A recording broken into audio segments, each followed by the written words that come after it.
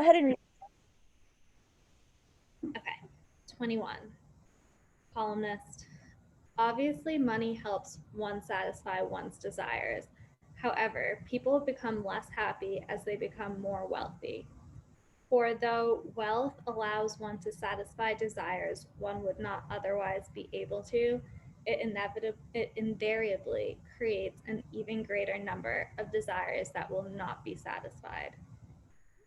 Okay, so wait, let me see, because I feel like I struggled identifying the argument here. 21. Oh, yes, I did. Okay, because I highlighted two parts. So I highlighted the sentence, however, people become less happy as they become more wealthy. And then I also highlighted it invariably creates an even greater number of desires that will not be satisfied. So I feel like that second sentence supports the however people become less happy as they become more wealthy. So would that be the conclusion? I believe so. So let me read. I have to actually, I feel like they're kind of saying the same thing, to be honest. So Yeah. so this is a premise. So that really helps me on this one. So we have, for though wealth allows one to satisfy desires one would not otherwise attain, it invariably creates an even greater number of desires that will not be satisfied. Therefore, many people become less happy. Yep. Okay. Because it creates like, A because great. more money gives you more desires, that's why you become less happy. Yeah. Okay. All right. So what was your prediction for what would strengthen this? So something around that, like the the more wealth you have, like the less impacted you become by like the things you can buy. Like the desires don't really The impact, less wealth you have. or no, the more wealth you have, um, the less it impacts your happiness for like when you do obtain the Okay, desired. but what is our conclusion? People become less happy as they become more wealthy. So we want to strengthen that they become less happy as they get more money.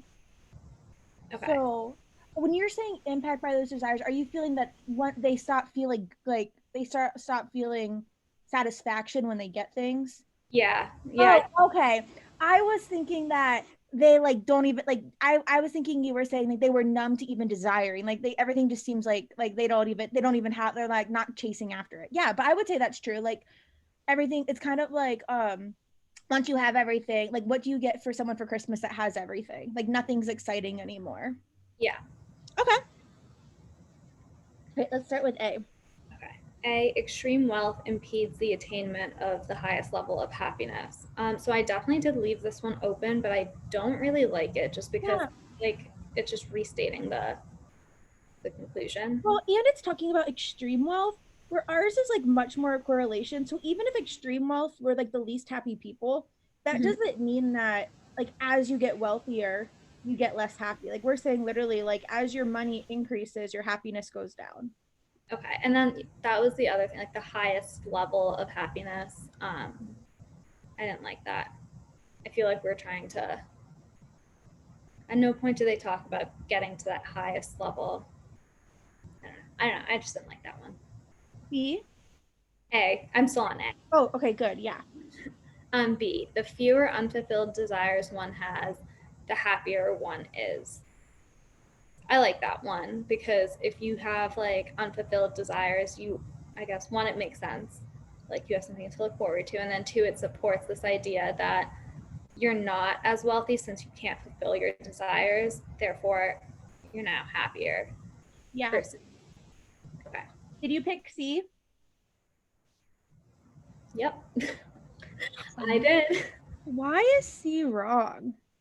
Um, One's happiness tends not to increase each time a desire is satisfied. Well, I guess tends not to is kind of weak. And then also it's talking about increasing desires when you spend money when we're still talking when we want it to like It's even deeper than what you're thinking. So it's telling us that one's happiness does not increase every time.